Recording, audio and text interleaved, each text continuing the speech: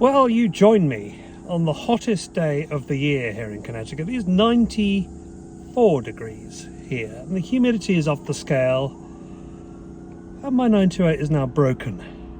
Yes, somebody went into the side of me 2 weeks ago and I'm dealing with that debacle.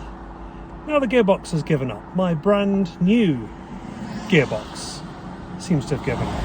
Driving along the street and clunk, scraping sound, nothing scraping under the bottom when I looked, and now the gear stick doesn't seem to be connected to the gearbox, and when I push the accelerator nothing happens except a lot of revving in both directions.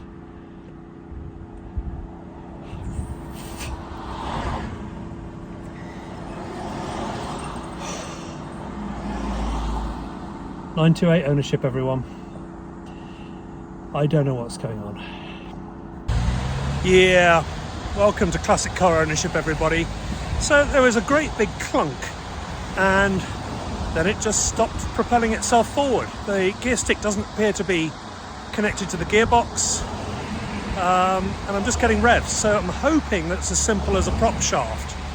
But I was supposed to go to the tail of the dragon in it tomorrow and it's not going to happen now. So alright, but it's good for content, right? I didn't want this kind of content, but you know, I suppose every cloud. Anyway, stay with me. There is a story here of how we get this bloody car back on the road and how much it's going to cost me.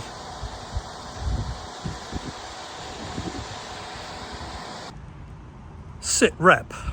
Okay, we've delivered the car to its natural home, which is Matt's workshop here in Danbury, Connecticut. Matt took one look at it and said, "Jay, we will have you on the road by 10 a.m. tomorrow." I'm a nervous wreck with this car at the moment. Anyway, we'll see in the morning. Leave it there for today. I'm waiting for my Uber now. So Matt, it's rather surprising that I haven't been here on the back of a lorry before in this car, isn't it? Yeah, you've been lucky. I've been lucky so far with this car, haven't I? Have I got lucky again, do you think? With Sure this? did. I did? Yes. What happened?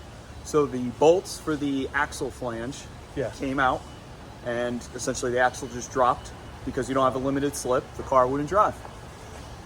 So that's better than a broken gearbox, isn't it? Yeah, it was an easy fix.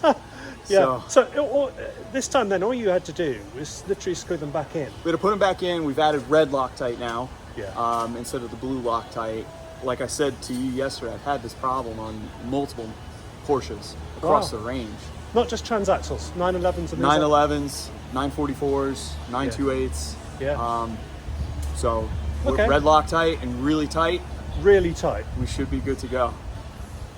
Oh, thank God. I've had a few car disasters of late, and this, I didn't need this, but thank you, my This friend. just made it fun. It did, yeah.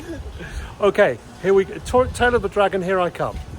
So if only I'd had a friend, someone who told me about the costs of 928s, someone maybe who'd had a 928 in the past, just someone to help me and tell me that this was going to be expensive.